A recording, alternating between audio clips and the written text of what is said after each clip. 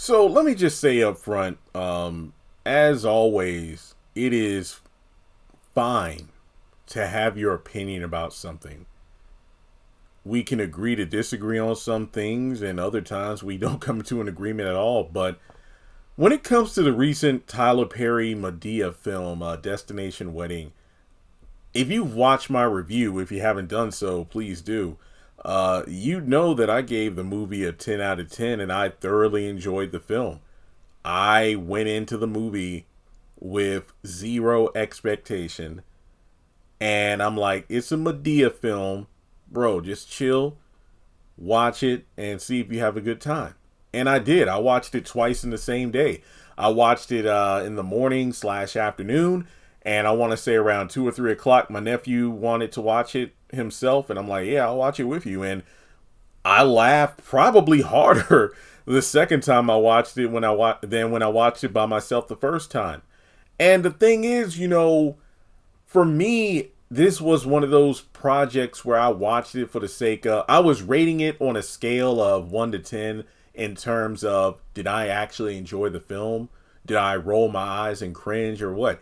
No, this was a solid film overall in terms of being a Madea film. And as I mentioned in my Tyler Perry finally retired the character of Madea video, I mentioned how I can't really say if this is like my favorite Tyler Perry movie, or if it's the best Madea film, but it's kind of high up there in terms of, this is a film I see myself rewatching at random just because it was that funny.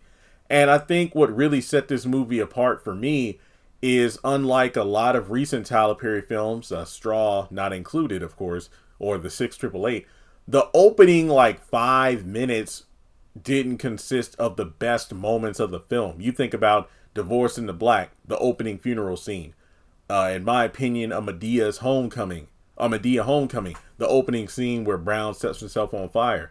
But then the rest of the movie is like a major step down from the opening scene. But this time around, the movie was full of laughs and good story as far as I'm concerned. I said it in my review. This was probably, no. This was my favorite film that involved Brian because we really focused more on him. And Tyler Perry, I think, acted extremely well in the scene where he confronts Xavier about marrying his daughter. And Xavier acted well in this scene too, basically pouring his heart out about who he is. And I felt like this was one of those scenes that we really don't get too much of in Tyler Perry films, well, specifically the comedy-driven films, because during this scene, it was serious, and it was two men being honest with each other, as opposed to some other random character showing up to basically pull the MCU film tactic of throwing jokes in the middle of a serious moment. And I will admit, there were some moments where I felt like, okay, things kind of felt weird for the sake of plot. For example, Tiffany just forgiving Xavier after assuming he was cheating on her, despite the fact that nobody questioned, like, who's this woman he's talking with? Clearly, she's older than him. What's going on? And I think one person did address that, but it was never like stated in that moment, this is my mom. Like, come on now. And from there, I'm like, did Tiffany ever know that that wasn't his, mistress or whatever? Like, this was his mom? It's just weird, but whatever. And then at the end, I love the wedding scene, but obviously for plot's sake, Brian wanted to rush it because being on that beach would run up a bill. But from a narrative standpoint, it would have been nice if it was a little bit longer. But I think for me, as opposed to a longer wedding scene, I wish we could have had more scenes of just Xavier and, Tiffany interacting, because, as much as I love the scene where he tells Brian about his daughter, believing in him and whatnot, I wish we could have saw more moments like that, because when you think about it, Xavier, he really portrayed himself as just some street thug and whatnot. And at random, we get this emotional look at who he was as a person. So it's like, oh, Brian, shame on you for making all these assumptions about my son and this, that, and the third about getting to know him. But, well, if you look at Xavier's demeanor and how he interacted with Brian Madea, Brown, Cora, essentially everybody that he did not make a good first impression. And while it's not a good thing to stereotype and be biased towards someone, when you look at how he was, blunt and disrespectful, you can't help but, look at Brian and understand where he was coming from with his instant assumptions about, Xavier. Now, I say all that to say that, yeah, there were some flaws with the film, but that's because I looked a bit deeper than I needed. Like, this was a film, like, if you just take it at face value, it was actually good. When you give it a little bit of thought, it's worthy of deducting a couple of points off, maybe from like my 10 out of 10 score to like an 8.5 out of 10. And like I said, my little nitpicks are, hey, this wasn't a bad film. I just wish a couple more elements of it got fleshed out a little bit more. I mean, the fact that we got kind of a brief setup of the interaction of BJ and Grandpa Joe is okay. Seeing how these two briefly interact, I can see how this is going to play out once we get to Joe's college road trip, which is the next film.